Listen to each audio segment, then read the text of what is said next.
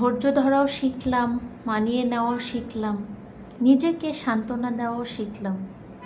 পারলাম না শুধু মিথ্যে অভিনয় করে মানুষের মন জোগাতে। আমাকে নিয়ে আমি এক অবকাশ সমান অভিযোগ। অসুন্দর হতে পারি কিন্তু অহংকারী নই। একটা সুদিনের অপেক্ষায় আছি। আল্লাহ আমাকে নিরাশ করবেন না, ইনশাআল্লাহ।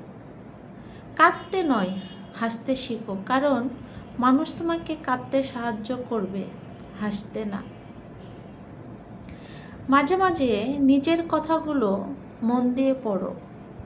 কি ছিলাম আর কি হয়ে গেলাম।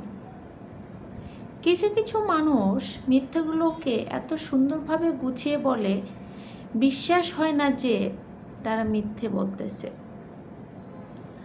না উচ্চতার বড়, না সম্মানে বড়, বিপদে যে পাশে থাকে সেই সবচেয়ে বড়।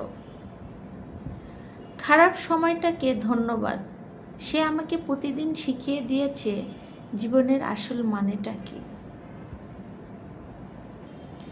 কি আছে কি নাই সেটা ভাবলে হবে না, যা আছে আলহামদুলিল্লাহ, যা নেই তার জন্য ইনশাআল্লাহ।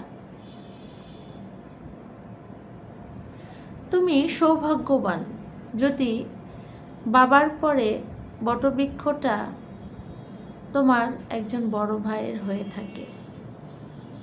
মুহূর্তে যদি কেনা যেত তাহলে টাকা জমিয়ে বারবার কিছু মুহূর্ত কিনতাম।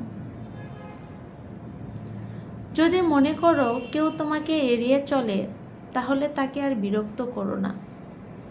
তোমাকে ছাড়াই সে ভালো থাকে, তাহলে তাকে সেভাবে থাকতে দাও।